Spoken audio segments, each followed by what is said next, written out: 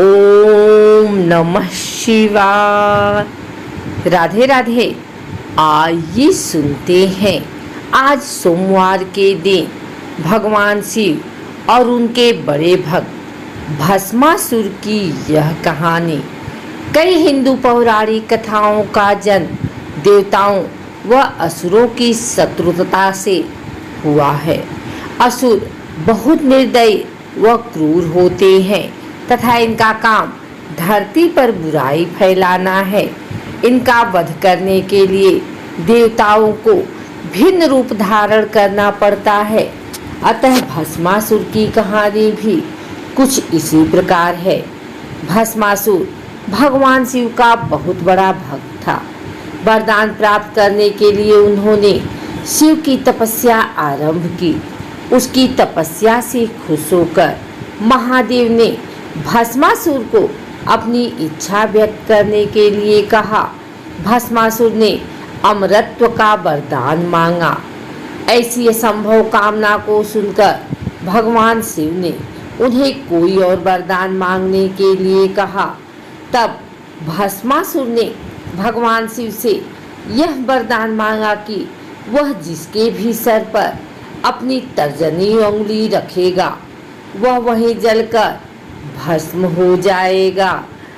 वरदान की प्राप्ति पर भस्मासुर बहुत खुश हुआ तथा उसने इस वरदान का परीक्षण खुद महादेव पर करने का फैसला किया।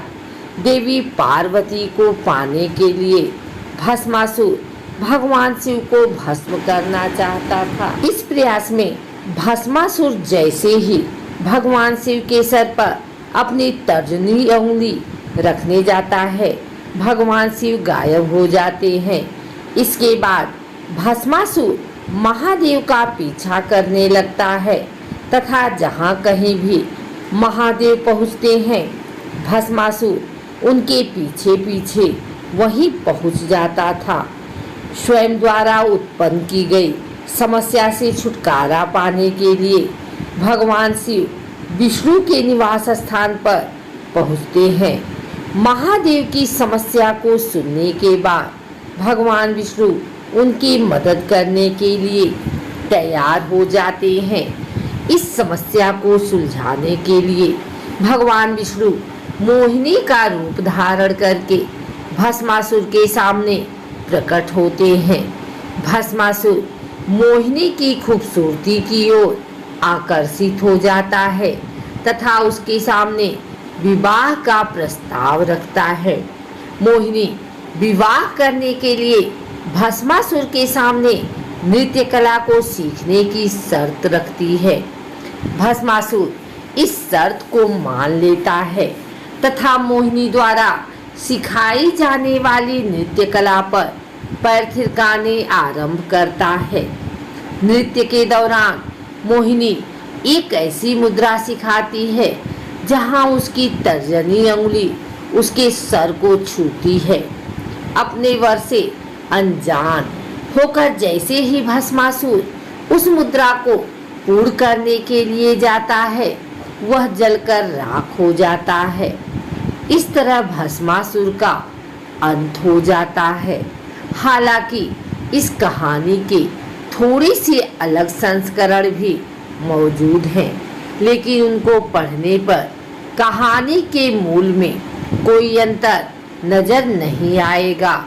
इस कहानी से हमें यह बात समझ में आती है कि कुछ लोगों की मौत का कारण उनके खुद के द्वारा प्राप्त किए गए वरदान थे।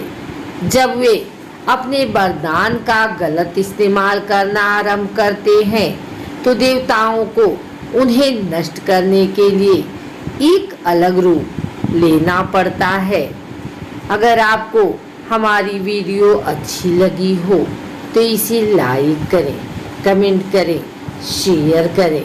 हमारे चैनल को सब्सक्राइब करके बेल नोटिफिकेशन ऑल पर सेट कर लें ताकि आगे आने वाली वीडियो सबसे पहले आप तक पहुंच सके।